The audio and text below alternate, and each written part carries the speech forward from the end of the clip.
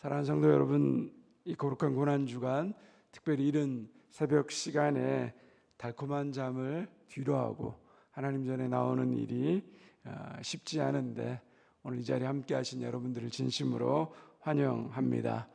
우리 옆에 계신 분들과 함께 한번 잠깨라고 이렇게 인사하면 좋겠습니다. 십자가 은혜를 붙잡읍시다. 눈 감고 계시다가 번쩍 눈이 뜨이셨죠?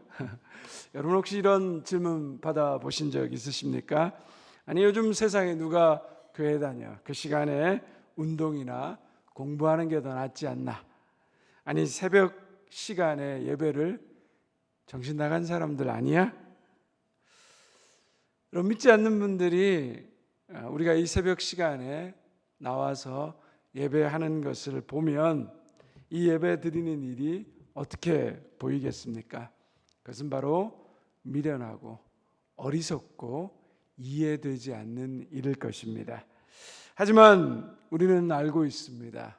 왜 우리가 이 자리에 나와야 있는지, 우리가 무엇을 붙들고 살아가는 사람들인지, 그것은 바로 십자가의 복음 때문입니다. 혹시 여러분 프랑스 천재 과학자였고 철학자였던 파스칼 이야기를 들어보셨습니까? 그는 17세기 프랑스의 천재 수학자, 물리학자, 철학자, 신학자였습니다. 12살에 논문을 쓰기 시작했고 15세에 많은 학자들과 함께 깊이 있는 토론을 가졌습니다.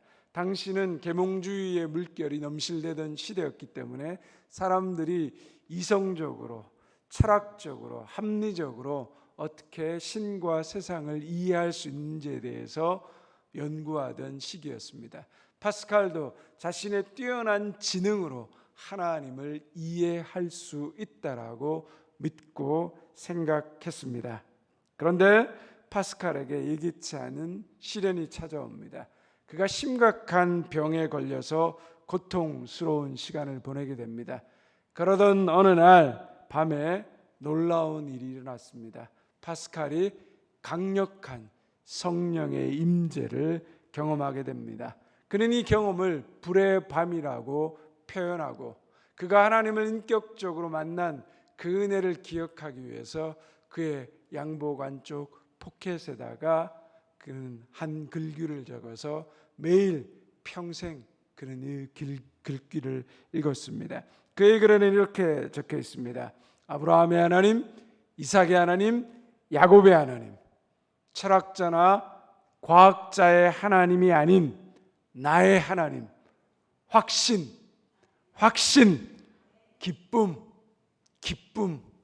기쁨의 눈물. 이 체험 이후 파스칼은 세상의 명예와 지식들을 내려놓고 자신의 삶을 하나님의 영광을 위해서 헌신했습니다. 그토록 소중히 여겼던 자신의 지식은 물론이고 심지어 가지고 있던 수저까지도 다른 사람에게 나누어 주며 그렇게 살았습니다. 그는 팡세라는 그 이야기를 통하여서 무신론자들에게 하나님을 전하는 복음을 변증하려고 했지만 안타깝게도 39살의 나이에 하나님의 부르심을 받게 됩니다. 훗날 영국의 유명한 철학자 버트런드 러셀이 파스칼에 대해서 이렇게 말했습니다. 참으로 안타깝다. 이 사람이 하나님을 몰랐다면 인류에 수많은 공헌을 했을 텐데. 러셀은 파스칼의 천재성을 안타까워하면서 신앙에 매몰된 것을 매우 아쉬워했습니다. 그러나 여러분, 우리는 다르지 않습니까? 파스칼이 발견한 것이 세상의 그 어떤 지혜와 지식으로도 바꿀 수 없는 하나님의 은혜와 사랑, 바로 십자가의 능력과 지혜였다는 겁니다. 파스칼은 바로 하나님의 은혜와 사랑, 그 십자가에 달린 예수 그리스도를 인격적으로 만났기 때문에 예수 그리스도, 그 십자가의 능력이 자신의 인생의 가장 소중한 부하가 된 것입니다. 우리는 바로 이 파스칼의 이야기처럼 세상의 눈에는 어리석어 보일지 몰라도 믿는 우리에게는 가장 강력한 힘이요 가장 놀라운 지혜가 되는 십자가에 대해서 우리 고난주간 함께 살펴보고 생각해 보려고 합니다. 오늘 우리가 읽은 본문인 고린도전서는 고린도 당시 로마 제국의 아주 번화하고 잘 나가던 도시였습니다. 지금으로 말하면 이런 뉴욕과 서울과 같은 당대의 아주 큰 도시였습니다. 다양한 인종과 문화 그리고 수많은 사상들이 뒤섞여 있었고 사람들은 특히 말 잘하는 웅변술과 철학적인 지혜를 최고로 여겼습니다. 똑똑해 보이는 것, 논리적으로 설명되는 것을 중요하게 생각했습니다. 그런데 이런 시대적 분위기 속에서 십자가는 사람들에게 어떤 의미였을까요? 우리는 오늘날 십자가를 목걸이나 혹은 아름다운 장식으로 매달고 다니거나 놓고 그렇게 보곤 합니다. 그러나 당시의 십자가는 아름다운 상징과는 거리가 멀었습니다. 로마 제국이 가장 극악한 죄수들에게 내리는 상상할 수 없을 만큼 끔찍하고 잔인한 형벌의 틀이었습니다. 사형 틀이었습니다. 여러분 잠시 한번 생각해 보십시오. 길거리에 십자가에 매달려 고통스럽게 죽어가는 사람들의 모습들, 당대는 사람들에게 로마 당국에 반역을 하고 죄를 지은 사람들에게 얼마나 끔찍하고 저주스러운 형벌이 가해지는가를 보여주기 위해서 사람들을 십자가에 매달고 사람들이 사는 도시의 광장이나 길에 매달았습니다. 그 십자가에 죽어가는 사람들의 끔찍한 모습을 볼 때 그것은 공포의 상징이었고 또 나무에 달려 죽은 자는 성경에 나와 있는 대로 저주받은 자로 사람들은 그 십자가라는 말을 입에 떠올리기조차 싫어했습니다. 이런 상황에서 사도 바울이 뭐라고 말합니까? 십자가에 못 박힌 예수 그리스도가 우리의 구원자라고 외쳤습니다. 그러니 사람들이 그 사도 바울의 말을 어떻게 받아들였겠습니까? 우리 고린도전서 1장 22절과 23절 성경을 가지고 있는 분들은 다시 한번 같이 한번 찾아서 읽겠습니다. 1장 22절과 23절입니다. 유대인은 표적을 구하고 헬라인은 지혜를 찾으나 우리는 십자가에 못 박힌 그리스도를 전하니 유대인에게는 꺼리끼는 것이요 이방인에게는 미련한 것이로되. 먼저 유대인들이 뭘 구했다고요? 표적을 구했다라고 말하고 있습니다. 그들은 오랫동안 로마의 압제에서 자신들을 구해줄, 해방시켜줄 강력한 정치적 메시아, 하늘에서 불을 내리고 바다를 가를 수 있는 이런 슈퍼히어로와 같은 메시아를 기다렸습니다. 그래서 예수님께 그들이 뭐라고 말합니까? 계속해서 당신이 메시아이거든 기적을 보이라, 표적을 보이라 말했습니다. 심지어 십자가에서 죽어가시는 예수님을 향하여서도 그들은 조롱했습니다. 뭐라고 했습니까? 네가 하나님의 아들이거든 십자가에서 내려와 보라. 그러면 우리가 믿겠다라. 그렇게 말했습니다. 그런데 그들이 본 것은 무엇이었습니까? 힘없이 십자가에 매달려 고통스럽게 죽어가는 예수님의 모습이었습니다. 그들에게 십자가는 실패와 무능함의 상징, 즉 거리끼는 것이었습니다. 발에 툭 걸리는 돌부리와 같았습니다. 혹시 우리 중에도 이런 마음은 없을까요? 하나님 제 병 좀 당장 고쳐주세요. 이번 시험에 꼭 붙게 해주세요. 이 문제만 해결해 주시면 잘 믿을게요 하며 눈에 보이는 표적을 구하지만 응답 없어 보이는 십자가는 우리에게 걸림돌처럼 느껴질 수 있습니다. 다음으로 헬라인들은 무엇을 찾았다라고 말하고 있습니까? 헬라인들이 뭘 찾았다고 말합니까? 지혜입니다. 그들은 이성과 논리, 철학을 최고의 가치로 여겼습니다. 신이 인간이 된다고, 그것도 가장 비참한 모습으로 죽는다고, 그것은 말도 안 되는 비논리였습니다. 이것이 그들의 반응이었습니다. 십자가는 그들이 자랑하는 인간의 지혜로는 도저히 이해할 수 없는 미련한 것, 헛소리, 바보 같은 이야기였습니다. 유대인에게는 걸림돌, 헬라인에게는 어리석음, 이것이 세상이 십자가를 보는 시각이었습니다. 그런데 바울은 바로 그 십자가에 못 박힌 그리스도를 전하고 담대히 선포합니다. 왜 그랬을까요? 24절이 답을 줍니다. 1장 24절 말씀 함께 읽겠습니다. 오직 부르심을 받은 자들에게는 유대인이나 헬라인이나 그리스도는 하나님의 능력이요 하나님의 지혜라. 아멘. 세상이 뭐라 하든 하나님께 부르심을 받은 자들, 바로 저와 여러분이 믿는 이 십자가가 우리에게는 하나님의 능력이요 하나님의 지혜라고 말하는 것입니다. 세상은 십자가를 미련하다고 말하지만 부르심을 입은 자들에게는, 다시 말해 하나님을 만난 자들에게 이 십자가는 가장 큰 하나님의 능력이며 가장 큰 하나님의 지혜가 되는 것입니다. 그러면 왜 이 십자가가 하나님의 능력과 하나님의 지혜로 우리에게 고백되고 있는 것입니까? 십자가에 돌아가신 예수님을 통해 나 같은 죄인이 죄의 용서를 받았기 때문입니다. 영원한 지옥불에 들어가서 영원한 저주를 받아 멸망받아야 되는 내가 십자가의 은혜로 죄의 용서함을 받아서 영원한 심판을 면제받았기 때문입니다.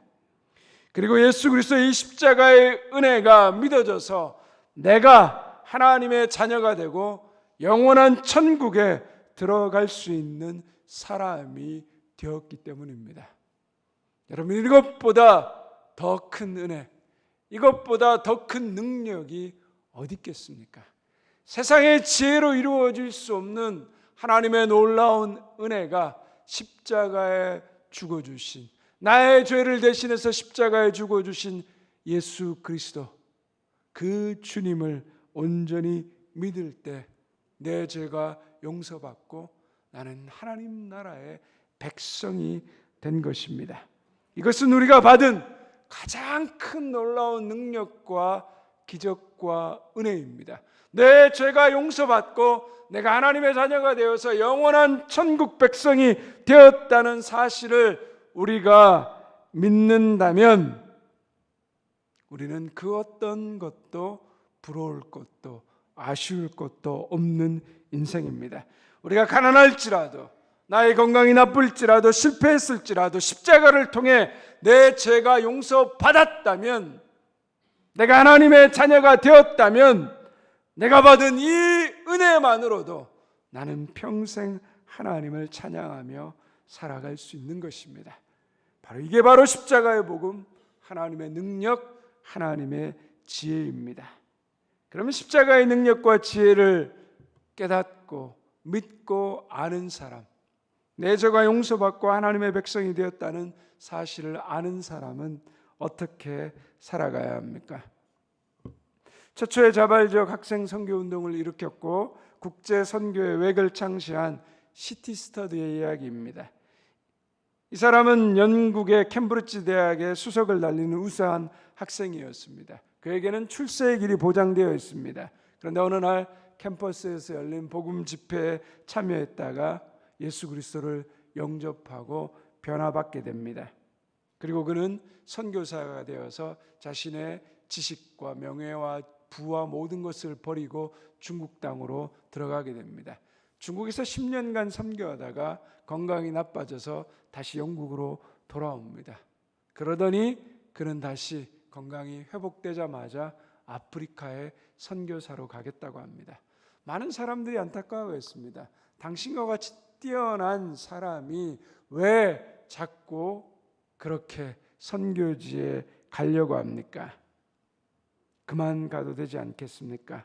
이곳에서 당신이 가진 지식과 지혜를 가르치는 게 더 낫지 않겠습니까?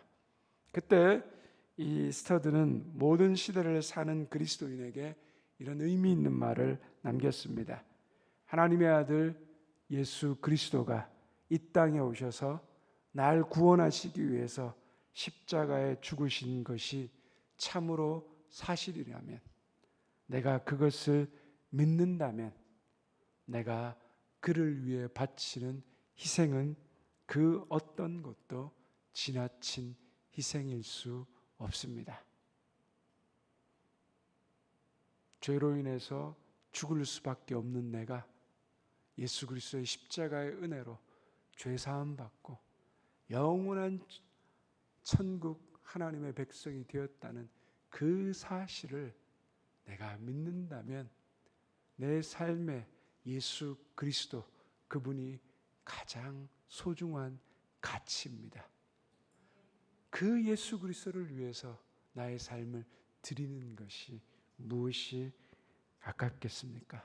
그 어떤 것도 지나친 희생이 될 수 없다는 겁니다. 이것이 바로 십자가의 능력, 십자가의 은혜를 아는 사람의 고백인 것입니다. 사랑하는 내 성도 여러분, 오늘 우리는 세상이 보기에는 어리석고 거리끼는 그 십자가가 바로 우리에게는 하나님의 가장 강력한 능력이요 놀라운 지혜임을 나누었습니다. 이 고난주간 우리는 다시 한번 우리 앞에 있는 십자가를 우리가 바라볼 수 있기를 원합니다. 저 십자가는 단순한 나무 조각이나 장식이 아닙니다. 저 십자가는 나를 향한 끝없는 하나님의 사랑의 증거요, 나의 죄를 씻기신 하나님의 능력이요, 나를 영원한 하나님의 천국 백성으로 만드신 하나님의 놀라운 사랑과 지혜입니다.